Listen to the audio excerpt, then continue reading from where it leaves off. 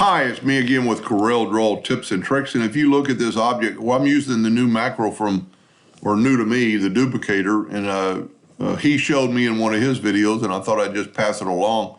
This item is 5 inches long, but also the color fill is 5 inches long, and the inside line's 5 inches long. So the macro's thinking it's 5 inches long. So if we hit apply, they're actually touching. If you look, because I've got an 1/8 of an inch space between on both of them.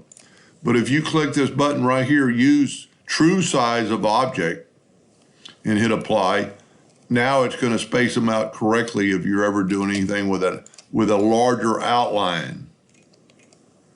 That's a pretty cool effect. I mean, you could do a lot with this. And once again, this is the second part of this.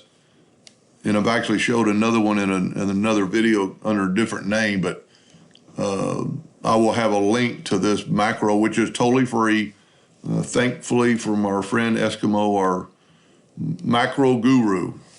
I hope that helped a little bit. Thank you for watching.